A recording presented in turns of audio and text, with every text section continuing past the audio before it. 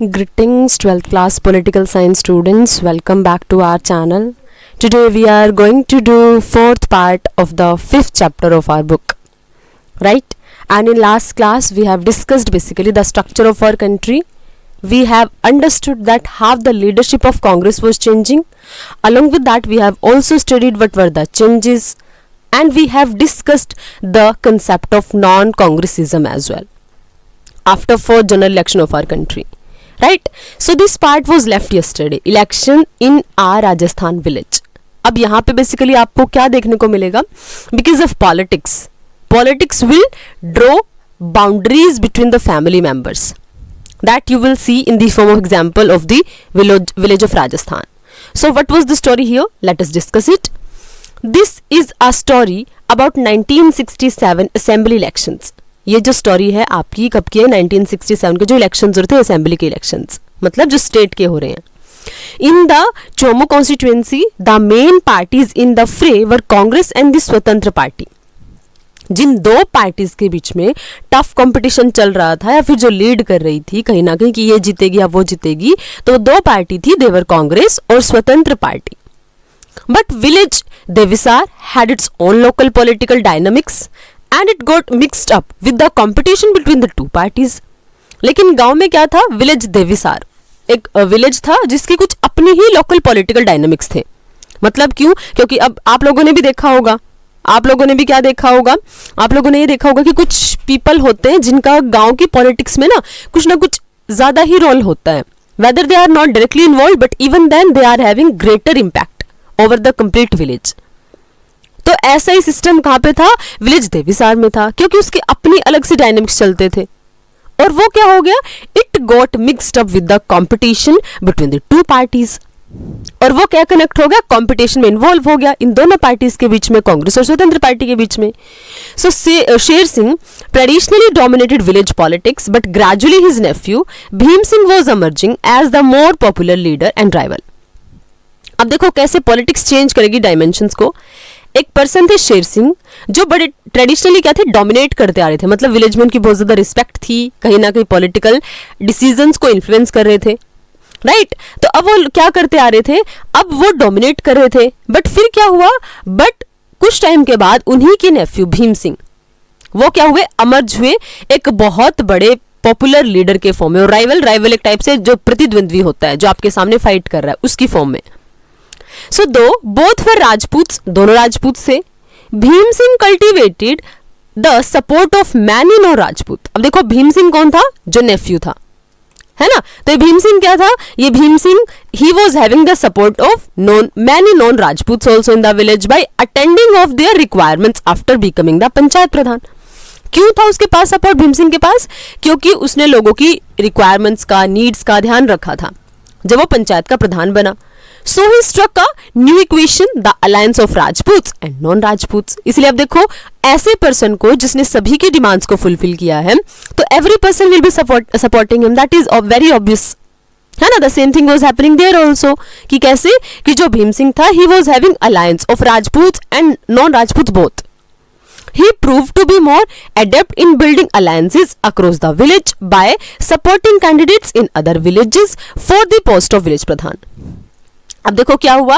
He proved to be more adept in building alliances. और उसके अलावा वो क्या प्रूव हुआ? गांव के अंदर भी अलायंसेस बनाने में सक्सेसफुल हुआ, एडेप्ट हुआ. क्यों? By supporting candidates in other village for the post of village pradhan. मतलब उसको विलेज प्रधान बनाना चाहिए बिकॉज ऑफ हिज वर्क ना. जो आसपास के विलेज थे वो भी सपोर्ट कर रहे थे. In fact, he took an initiative and took a delegation to the state chief minister and Congress leader Mohan Lal Sukhadia for pressing the name of one of his friend from the nearby village as Congress candidate in the assembly election. अब देखो उसकी position इतनी ज्यादा strong थी, उसने क्या लिया? एक इनिशिएटिव भी लिया. और क्या किया? उसने जो स्टेट के चीफ मिनिस्टर थे उनके साथ भी एक डेलीगेशन किया. किसके रिगार्डिंग? अब जो डेलीगेशन था वो किसके रिगार्डिंग किया? Delegation that was regarding to the member, you can say. किसके रिगार्डिंग? कि अब देखो उन्होंने क्या किया कि डेलीगेशन वैसे क्या होता है? रिप्रेजेंटेटिव एक टाइप से, ठीक है? अब प्रतिनिधि जिसको बोल सकते हो आप. अब देखो इसके बाद उन्होंने क्या किया? He where is it? Okay, and Congress leader Mohanlal Sukhadia for pressing the name, कि वो नेम प्रेस कर दें किसका, of one of his friends, अब उनका एक फ्रेंड था, from the nearby village as Congress candidate, और क्यों कर दे, एज कांग्रेस कैंडिडेट के नाम से उनका नेम कहां पर कर दे, इन असेंबली इलेक्शंस। अब उसके बाद फिर क्या हुआ, when Sukhadia convinced him of some other name, अब देखो मतलब उन्होंने क्या बोला था कि उनके एक फ्रेंड का नाम प्रेस कर दे टाइप से, राइट। अब सुखाड़िया ने क्या बोला, Sukhadia convinced him of some other name, Bhim Singh in turn convinced many other that they should work for the party candidate. अब जब किसी पर्सन ने, जो भीम सिंह जो सुखाड़िया थे, जब उन्होंने कोई और नेम सजेस्ट किया तो उसके रिटर्न में क्या कर दिया, भीम सिंह ने बहुत सारे और नेम कन्विंस कर दिए कि उनको वर्क करना चाहिए for the party candidates. So Bhim Singh knew that if the party candidate won from his constituency that candidate would become a minister and thus he would have direct contacts with the minister for the first time। अब देखो भीम सिंह ऐसा क्यों कर रहा था कि एक तो उसका अपने एरिया में बहुत ज्यादा रिप्रेजेंटेशन था, because he was having support from Rajputs and non Rajputs both, right. Along with this what was happening कि उसके डेलीगेशंस बन रहे थे, वो क्या कर रहा था, कहीं ना कहीं वो रिलेशन एस्टेब्लिश कर पा रहा था ऑन हायर लेवल ऑल्सो। और उसके अलावा क्या हो रहा था, उसको ये भी पता था कि जितने उसके आसपास के सराउंडिंग में उसके नॉन पर्सन अगर मिनिस्टर्स बनते हैं तो क्या बेनिफिट होगा उसको, क्योंकि उसके डायरेक्ट लिंक एस्टैब्लिश होंगे ना भाई, कि वो मिनिस्टर्स के साथ डायरेक्ट, क्योंकि अगर देखो कोई पर्सन को टिकट मिली कांग्रेस की तरफ से, तो अगर वो पर्सन मिनिस्टर बन गया तो उसका क्या इंपैक्ट पड़ेगा, उस पर्सन के और भीम सिंह के डायरेक्ट कॉन्टेक्ट्स थे, है ना, तो उसके मिनिस्टर्स के साथ फर्स्ट टाइम डायरेक्ट कॉन्टेक्ट भी बन जाएंगे, मतलब एरिया में तो उसकी बहुत अच्छी आइडेंटिटी ऑलरेडी है। बट जैसे ही अगर मान लिया कांग्रेस में ऐसे लीडर्स मिनिस्टर्स बनेंगे जो उसके नॉन है, उसके फ्रेंड है, तो उसकी पोजीशन और ज्यादा स्ट्रांग हो जाएगी, राइट। उसके बाद Sher Singh had no option but to work for the Swatantra candidate. अब शेर सिंह का इतना डोमिनेंस नहीं था, राइट। अब उसने क्या किया, अब उसके पास ऑप्शन था ही नहीं, उसको कैसे वर्क करना पड़ा, for the Swatantra candidate who was a जागीरदार, है ना। ही kept telling people that the Jagirdar would help build the village school and use the resource for the development of the locality. At least in Devisar village, the assembly election had turned into a faction fight between uncle and nephew। मतलब ये चीजें क्या दिखा रही हैं आपको, शेर सिंह का इतना इन्फ्लुएंस नहीं था पार्टी में, सॉरी पार्टी में नहीं, जो सोसाइटी थी उसमें, तो इसलिए उसको क्या करना पड़ा, उसको वर्क करना पड़ा for the Swatantra candidate only, है ना। और वो लोगों को सिर्फ क्या बताते रह गए कि वो लोगों की हेल्प करेगा स्कूल का विलेज एस्टेब्लिश करने में, रिसोर्सेज को प्रॉपरली यूज करने में, डेवलपमेंट करने के लिए लोकेलिटी के। बट इवन देन ये जो एग्जाम्पल आपको क्यों दिखाया गया है, आपको एग्जाम्पल इसीलिए दिखाया गया है कि पॉलिटिक्स ना एक ऐसा ग्रिड है जो एक फैमिली मेंबर्स के बीच में भी रिलेशन में कहीं ना कहीं क्या कर सकता है, 100 रिलेशन एस्टेब्लिश कर सकता है, रिलेशन को खराब करा सकता है ना। और यही कंटेक्स्ट कहीं ना कहीं, देखो ये आपको एग्जाम्पल क्यों दिया, क्या मतलब था इस राजस्थान के कंटेक्स्ट को स्टडी करने का, द रीजन बिहाइंड इट, कि आपको जो कांग्रेस की सिचुएशन है ना वो समझ आए, राइट। अब देखो कांग्रेस में लीडरशिप की वजह से आप लोगों ने क्या पढ़ा कि कहीं ना कहीं 2 ग्रुप्स बनने डिवाइड हो गए थे, है ना। कुछ लोग क्या थे के कामराज को सपोर्ट करे थे, कुछ लोग सपोर्ट करे थे इंदिरा गांधी को, है ना। सो ये चीजें क्या दिखाती हैं कि जो पॉलिटिक्स होती है ना, पॉलिटिक्स की वजह से कहीं ना कहीं रिलेशन खराब भी हो सकते हैं, इसीलिए कई बार मल्टीपल टाइम्स पॉलिटिक्स को यूज किया जाता है as a negative term only, that is the reason, है ना। और देखो politics is the source of power, है ना। और डेविड एप्टन ने क्या बोला, power makes a man corrupt and absolute power makes a man corrupt absolutely, and that is the very true thing, कि अगर पावर आ रही है ना इंसान के पास, तो फिर क्या होता है कि अपने फैमिली मेंबर्स के साथ भी रिलेशन खराब होने शुरू हो जाते हैं, and politics can be the source for that. Okay, so this example is shown to you so that you can understand कि अगर, अब देखो अगर पॉलिटिक्स ऐसे एक मतलब एक family member, uncle and nephew, उनके बीच में रिलेशन खराब करा सकती है, तो फिर ऐसे मेंबर्स की क्या आगे बसाएगी फिर पॉलिटिक्स के, जो एक दूसरे से ऐसे डायरेक्टली मतलब ब्लड रिलेशन से कनेक्टेड नहीं है, है ना। तो मतलब ये आपको इसी कंटेक्स्ट को एक्सप्लेन करने के लिए एग्जांपल गिवन है। Fine, I hope it's clear to all of you. आपको फॉर जनरल इलेक्शन भी क्लियर है, आई होप आपको नॉन कांग्रेसिज्म भी कंप्लीटली क्लियर है, राइट। ऑलरेडी ये चीजें हम लोग स्टडी कर चुके हैं। अब देखो यहाँ आपको क्या गिवन है साइड में, in India as present trends continue maintenance of an order structure of the society is going to slip out of reach of an order structure of civil government and the army will be only alternative source of authority and order. अब देखो जो 4th general election के time से पहले हमारी country की position थी, मतलब 4th जनरल इलेक्शन के टाइम पे लीडर्स की डेथ हो रही थी, है ना, हमने 2 साल के अंदर हमारे 2 बहुत क्रेडिबल लीडर्स को लूज कर दिया, राइट। तो यही चीजें क्या दिखा रही हैं, यही चीजें ना मतलब वर्ल्ड लेवल पे हमारे बारे में दोबारा से बातें होना शुरू हो गई हैं। जैसे पहले क्या था कि हमने जैसे नैम को इनिशिएट किया तो क्या होना शुरू हो गया, आप लोगों ने क्या पढ़ा था कि कहीं ना कहीं उन्हीं के लंदन के न्यूज़पेपर ने प्रिंट किया था कि जो इंडिया का प्राइम मिनिस्टर उसकी डिग्निटी रिस्पेक्ट कहीं ना कहीं ज्यादा है in comparison of UK prime minister, है ना। लेकिन यहाँ पे अब देखो दोबारा से उन्होंने ये दोबारा से पब्लिश हुआ लंदन में, डेमोक्रेसी इंडियाज डिसइंटीग्रेटिंग डेमोक्रेसी, मतलब इंडिया की जो डेमोक्रेसी वो डिसइंटीग्रेट मतलब सेपरेट हो रही है, टूट रही है। और ये आर्टिकल पब्लिश हुआ था इन द लंदन टाइम्स 1967। मतलब उस टाइम पे देखो हमारी पोजीशन कैसी थी कि कांग्रेस का जो डोमिनेंस था कहीं ना कहीं वो थोड़ा लूज हो रहा था। इसी वजह से lot of the parties, lot of the peoples from all over the world they were thinking कि हमारी कंट्री ना सस्टेन नहीं कर पाएगी। ब्रिटिशर्स ने तो पहले ही बोल दिया था इंडिपेंडेंस के टाइम पे, राइट, कि जो इंडिया है वो डेमोक्रेसी के साथ ज्यादा टाइम तक स्टे नहीं कर पाएगा बिकॉज ऑफ इट्स डाइवर्सिटी, है ना। बट हम लोग जब डेमोक्रेसी के साथ वर्क करते चले गए, so that was a very good answer to all of those persons who were saying कि इंडिया स्टे नहीं करेगा डेमोक्रेसी के साथ लॉन्ग टर्म तक। बट यहां जैसे 1967 में हमारी कांग्रेस की जो पार्टी थी उसमें कहीं ना कहीं कन्फ्लिक्ट्स हुए ना, तो उसने लोगों को फिर से बोलने का चांस दे दिया। वो फिर से क्या बोल रहे हैं कि दोबारा से क्वेश्चनिंग हो रही है हमारे इंडिया की क्रेडिबिलिटी के ऊपर, हमारे इंडिया की कैपेसिटी के ऊपर, कैपेबिलिटी के ऊपर। अब देखो यहां पर भी वो क्या बोल रहे हैं, in India as present trend continue, जो अभी प्रेजेंट ट्रेंड चल रहे हैं कि लीडर्स जा रहे हैं, है ना, कहीं ना कहीं सक्सेशन के लिए पॉलिटिकल पार्टी के अंदर ही प्रॉब्लम्स क्रिएट हो रही हैं। तो ये जो पोजीशन प्रेजेंट में कंटिन्यू हो रही है, maintenance of an order structure of a society is going to slip out, मतलब हमारी जो एक स्ट्रक्चर्ड सोसाइटी की मेंटेनेंस है ना वो कहीं ना कहीं स्लिप आउट होगी, वो कहीं ना कहीं प्रॉब्लम में आएगी। Of civil government and the army will be only alternative source of authority. मतलब लोगों के माइंड में क्या चल रहा है अभी कि जो प्रेजेंट सिचुएशन है इंडिया की that is not that much good, इसीलिए अब जो अथॉरिटी वाली चीजें है ना, जो एक डेमोक्रेटिक वे होता है, एक स्ट्रक्चर्ड वे होता है, वो वर्क नहीं कर पाएगा कहीं ना कहीं इंडिया में। और उसके बाद सिर्फ क्या बचेगा, एक सिंगल सोर्स बचेगा अथॉरिटी के लिए, और वो क्या होगा, that will be army, right. और the great experiment of the developing India with a democratic framework has failed. और उन्होंने तो यहां तक भी स्टेट कर दिया, यहां तक भी स्टेटमेंट दे दी कि जो हमने सबसे बड़ा एक्सपेरिमेंट किया था ना कि इंडिया लीड करेगा डेमोक्रेसी के साथ, इंडिया डेवलप करेगा डेमोक्रेसी के साथ, है ना, मतलब डेमोक्रेटिक फ्रेमवर्क में हम वर्क कर पा रहे हैं, राइट।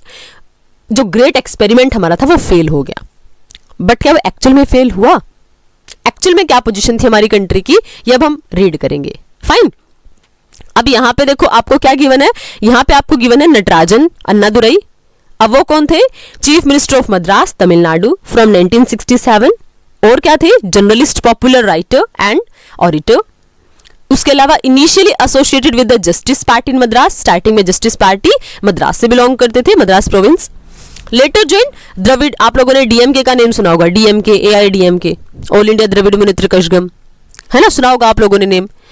तो बाद में उन्होंने किसको ज्वाइन कर लिया, DMK as a political party in 1949। और प्रोपोनेंट ऑफ द्राविड कल्चर, मतलब जो कहीं ना कहीं द्राविड कल्चर को बहुत ज्यादा प्रमोट करते हैं, सपोर्ट करते हैं। Oppose to imposition of Hindi and led the anti-Hindi agitation supporters of greater autonomy of to the states। और उन्होंने क्या किया, एंटी हिंदी मतलब क्या, जब कहीं ना कहीं हमारे कंट्री में डिमांड चल रही थी कि हिंदी को प्रमोट करो और हिंदी को एक टाइप से क्या बना दो, नेशनल लैंग्वेज कंप्लीटली डिक्लेयर कर दो, है ना, तो उसके रिगार्डिंग ये एंटी हिंदी एजिटेशन में क्या थे, उसको प्रोटेस्ट करने वाले लोगों में बहुत आगे थे, right. So these were the parts which were left when we were reading 4th general election. I hope now it's completely clear to all of you, right? अब यहां पे आपको गिवन है राम मनोहर लोहिया। इसका इस पर्सनैलिटी का नेम आप लोगों ने ऑलरेडी पढ़ा है, याद आ रहा है कहां पढ़ा है आपने, इनका नेम पढ़ा था जब हम इंडिया की डेवलपमेंटल आइडियोलॉजीज को स्टडी कर रहे थे कि हमें डेवलपमेंट करना कैसे चाहिए। and we were having two ideologies in front of us. One that was capitalist and second that was socialist. है ना? तो राम मनोहर लोहिया कौन थे? He was a socialist thinker, socialist leader, freedom fighter and among the founder of Congress Socialist Party. तो मतलब ये socialism को बहुत ज्यादा सपोर्ट करने वाली पर्सनालिटी है. तो इस कांग्रेस सोशलिस्ट पार्टी के फाउंडर भी थे. After the split of the parent party the leader of socialist party, मतलब देखो कांग्रेस से ही हम लोगों ने पढ़ा था ना, सोशलिस्ट पार्टी स्प्लिट हुई थी. तो जब पेरेंट कांग्रेस पार्टी से स्प्लिट हुई तो उसके बाद लीडर बन गए सोशलिस्ट पार्टी के. लेटर द संयुक्त सोशलिस्ट पार्टी, बाद में संयुक्त सोशलिस्ट पार्टी के मेंबर बन गए. लोकसभा के मेंबर बने 1963 to 1967. Founder editor of mankind and Jan, known for original contribution to the non European socialist theory. मतलब सोशलिज्म के रिगार्डिंग उन्होंने बहुत वर्क किया. सोशलिज्म के लिए बहुत पॉपुलर इंसान है राम मनोहर लोहिया जी. ठीक है. Best known for sharp attacks on Nehru, क्योंकि नेहरू की आइडियोलॉजी कहीं ना कहीं, अगर आप नेहरू के डेवलपमेंट आइडियाज देख पा रहे हो और समझ पा रहे हो, तभी तक आप लोगों को क्या समझ आया है कि हमारी कंट्री में जो डेवलपमेंटल आइडियाज चल रहे थे from the time period of Nehru, उसमें बेसिकली जो डेवलपमेंट का फोकस था that was on the urban areas. तो इसीलिए ये उनको क्या करते थे, शार्प अटैक करते थे. स्ट्रैटेजी ऑफ नॉन कांग्रेसिज्म की स्ट्रैटेजी को फॉलो करवाने वाले, उसको कहीं ना कहीं फाउंड करने वाले. Advocacy of reservation for backward caste and opposition to English, right. उसके अलावा इन्होंने रिजर्वेशन, जो बैकवर्ड क्लासेस होती हैं उनके रिजर्वेशन को सपोर्ट किया on the basis of their caste, और इंग्लिश को अपोज किया. ये है Ram Manohar Lohia. Fine. I hope now all the stories which are given in the corners to read, to understand, all of the stories are completely clear to all of you. Right? Today we are going to discuss electoral verdict. What is that? जो हमारी country में 1967 में elections हुए तो क्या impact पड़ा फिर कांग्रेस के ऊपर, हमारी कंट्री की क्या पोजीशन चेंज हुई, क्या कांग्रेस उतना ही स्ट्रांगली होल्ड कर पाई जितना वो पहले कर पा रही थी. Okay, so let us discuss it and have a look what was happening, right? So देखो, it was in this context of heightened popular discontent and the polarization of political forces that the fourth general election to the Lok Sabha and state assemblies were held in February 1967. अब देखो क्या हो रहा था, कहीं ना कहीं बहुत ज्यादा पॉपुलर डिस्कंटेंट हो रहा था, पोलराइजेशन हो रहा था, मतलब कोई कहीं डिवाइड हो रहा था, कोई कहीं डिवाइड हो रहा था, हमारी पॉलिटिकल पार्टीज, है ना. क्योंकि देखो कांग्रेस में आप लोगों ने देख लिया था, सीनियोरिटी के बेसिस पे कुछ लोगों को लग रहा था because Indira Gandhi is not having experience, so that's why she will be depending on us, right. So इसी वजह से within the parties also there were lot of divisions, there were poles. जैसे आप लोगों ने पढ़ा था ना, एक था यूएस पोल, एक USSR pole. In the same manner हमारी कंट्री के पॉलिटिकल पोजीशन में भी पोल्स बने हुए थे, और उसी पोजीशन में हमारी कंट्री में इलेक्शंस हो गए 1967 में. अब उसके बाद क्या हुआ, the Congress was facing the electorate for the first time without Nehru. और देखो इंडिपेंडेंस के टाइम से लेके अब तक ये फर्स्ट टाइम था जब विदाउट नेहरू कांग्रेस लीड करने वाली थी मैदान में, है ना. तो मतलब कहीं ना कहीं बहुत, यू कैन से बहुत हाई चांसेस थे कि कांग्रेस को झटका तो लगने वाला था, राइट. क्योंकि इतना ज्यादा एक्सपीरियंस सिर्फ नेहरू के पास ही था for being a prime minister, है ना. लेकिन इस टाइम एक तो इंदिरा गांधी क्या थी, बिल्कुल न्यूली, एक कहीं ना कहीं न्यू पर्सन थी to the politics of our country, है ना. तो अब इस वजह से क्या होता, कांग्रेस के सामने कई सारे चैलेंजेस थे. अब इसके बाद क्या हुआ, द रिजल्ट्स जॉल्टेड मतलब होता है झटका लगना, और एक्चुअली में यही हुआ. क्यों हुआ, the results jolted the Congress at both the national and state levels. और जिस बात का डर था वही हुआ कि मतलब कांग्रेस के दिमाग में जो चल रहा था ना कि वो कैसे लीड करेंगे, कैसे पार्टी वर्क करेगी विदाउट नेहरू, विदाउट शास्त्री जी. तो अब वो क्या हो रहा था, वो एक्चुअली में वो डर वर्क कर गया. कांग्रेस को बहुत भारी झटका लगा, कहां पे, नेशनल लेवल पे भी और स्टेट लेवल पे भी. क्यों, क्योंकि many contemporary political observers describe the election results a political earthquake.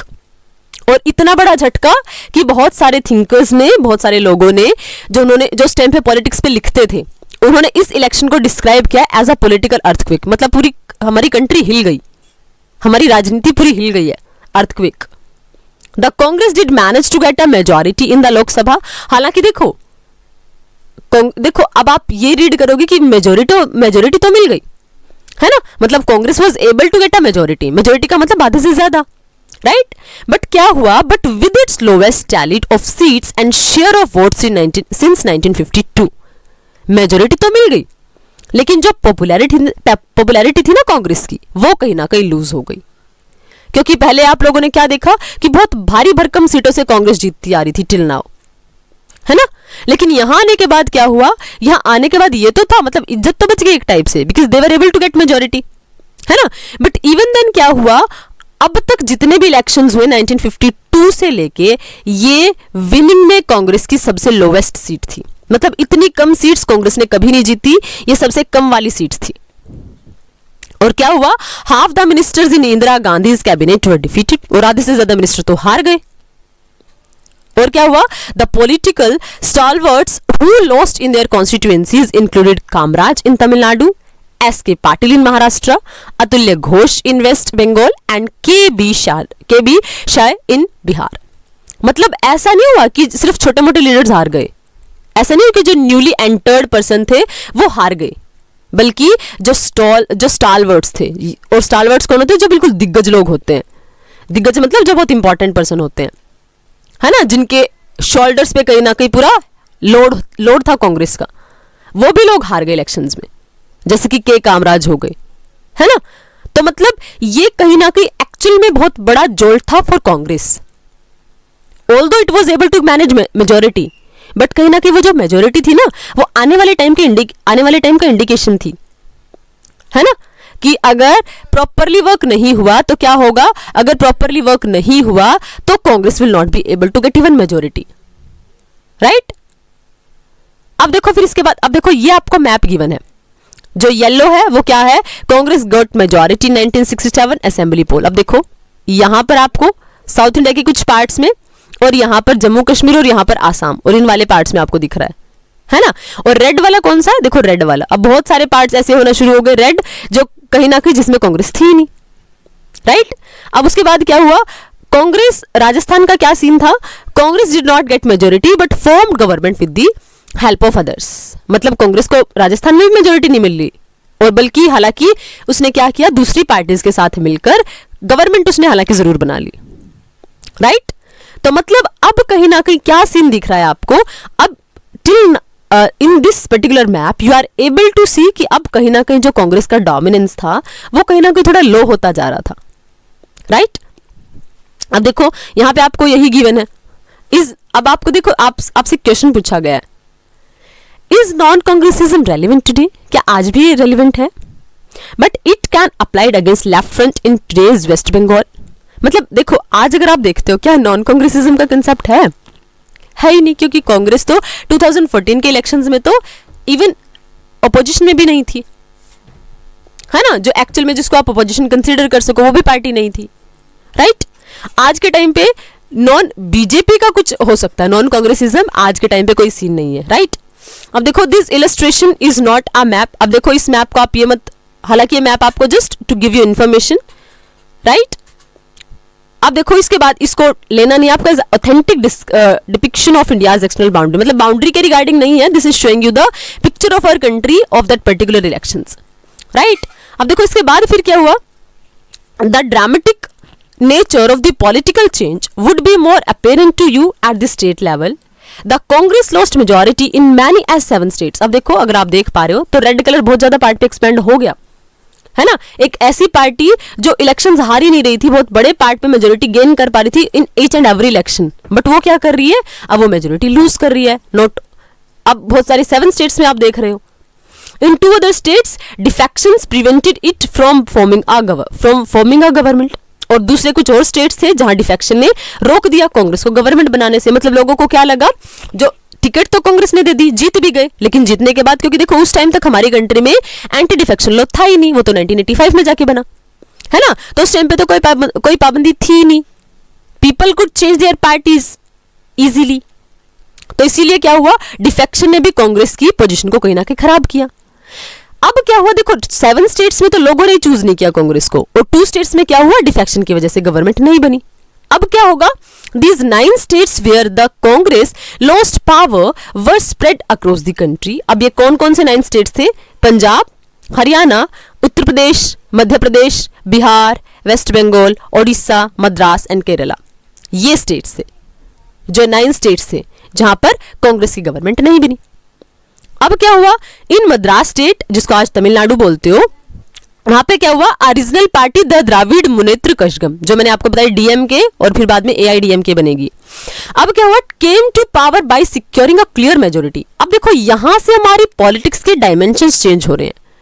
Dimensions कैसे चेंज हो रहे हैं कि अब रीजनल लेवल की पार्टीज अमर्ज हो रही हैं in the form of strong parties. अब वो मेजोरिटी गेन कर पा रही। देखो आपने एग्जांपल अभी भी देखा कि DMK party clear majority, clear cut majority.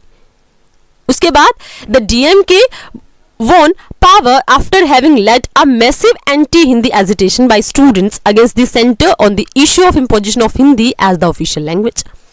और देखो जब भी किसी पर्टिकुलर स्टेट में कोई पार्टी होती है ना, अगर वो कोई रीजनल पार्टी है, तो कीप इन माइंड उनको कोई ना कोई ऐसा मैटर है उनके पास जो वो डिस्कस करेंगे और जो उनके स्टेट के लिए रेलिवेंट भी है, राइट। अब देखो जैसे यही क्या था, क्योंकि जब कहीं ना ऐसा चल रहा था कि हिंदी लैंग्वेज को इम्पोज कर दो as the official language, but बहुत सारे लोग इंडिया के ऐसे जिनको हिंदी समझ ही नहीं आती, साउथ इंडियन पीपल्स को, तो उन्होंने प्रोटेस्ट करना शुरू किया। तो ऐसे टाइम जब होता है ना, क्रिटिकल टाइम होता है कंट्री के लिए, तो कुछ लोग उसको as a political stunt use करके कंट्री की पॉलिटिक्स में एंट्री कर जाते हैं। And the same work that was done by DMK, कि उन्होंने क्या किया, उस एंटी हिंदी प्रोटेस्ट को बेस बनाया, और उसके बाद फिर क्या हुआ, लोगों का support easily they were able to secure, and in the elections of 1967 they were able to get clear majority, right। उसके बाद फिर क्या हुआ, this was the first time any non-Congress party had secured a majority of its own in any state। अब देखो इस चीज को आपको बड़े अच्छे से दिमाग में रखना है कि ऐसा फर्स्ट टाइम हुआ कि क्लियर मेजोरिटी मिली है, खुद की पार्टी को, एक सिंगल पार्टी को मेजोरिटी मिली है। नॉन कांग्रेसिज्म का कंसेप्ट यहाँ पे वर्क नहीं कर रहा कि कई सारी पार्टी मिल जाओ भाई, जस्ट आपको कांग्रेस को बाहर निकालना है। नो, एक सिंगल पार्टी है डीएमके, और वो अकेले मेजोरिटी गेन करने में एबल है, सक्सेसफुल है। ये फर्स्ट टाइम हुआ है हमारी कंट्री के पॉलिटिक्स में। और अदर स्टेट्स में क्या हुआ, coalition government consisting of different non Congress party were formed. Other states में क्या हुआ कि दूसरी पार्टीज ने मतलब कोलिशन करके क्या बना ली, गवर्नमेंट बना ली। A popular saying was that one could make a train from Delhi to Howrah and not pass through a single Congress ruled state। मतलब दिल्ली से आपको हावड़ा, आप लोगों ने सुना होगा हावड़ा ब्रिज, है ना, अगर आपको वहां तक जाना है तो कोई भी आपको ऐसा स्टेट पास नहीं करना जहां कांग्रेस की गवर्नमेंट है। मतलब इतनी पोजीशन चेंज हो गई कंट्री की। तो आप लोग इजीली अज्यूम कर सकते हो कि नेहरू को खो देने के बाद कांग्रेस की पॉपुलैरिटी कितनी डाउन गई है, right। You are able to see clear impact of that particular incident। It was a strange feeling for those who were used to seeing the Congress in power। So was the domination of Congress over। अब देखो ये जो situation थी, ये जो situation कैसी थी कि कांग्रेस को बिना देखे आप इतने स्टेट्स को क्रॉस कर सकते हो, ये उन लोगों के लिए बड़ी प्रॉब्लमेटिक थी जो कांग्रेस को बड़े दिनों से पावर में देख रहे थे। मतलब एक टाइप से हैबिट नहीं हो जाती है कि कांग्रेस ही है हमारी कंट्री की पार्टी, वैसी हैबिट लोगों के दिमाग में ना, वैसी इमेज बन गई थी। उन लोगों को बड़ा झटका लगा। तो क्या जो डोमिनेशन था कांग्रेस का वो ओवर हो गया यहां से, या कब अभी कुछ बचा है, राइट। तो अब लोगों के दिमाग में यही आया कि क्या कांग्रेस का डोमिनेशन ओवर, सो क्या एक्चुअल में कांग्रेस का डोमिनेशन ओवर हुआ या नहीं, या फिर कांग्रेस ने दोबारा से एंट्री की हमारी कंट्री की पॉलिटिक्स में। That we will discuss in next video. I hope till here everything is completely clear to all of you. You are able to understand complete scenario of the elections, right? You are able to understand the emerging importance of the state level parties as well. But if you are having any kind of doubt and query, you can ask your question in comment section. In next part we will see what was the position of Congress, was the dominance of Congress, is it over now, or is there anything that is still pending? Okay, is there any chance to for the, you can say, for the comeback of Congress? Okay, that we will discuss in next video. Okay, till then keep learning, keep studying and stay connected. Thank you, thanks a lot.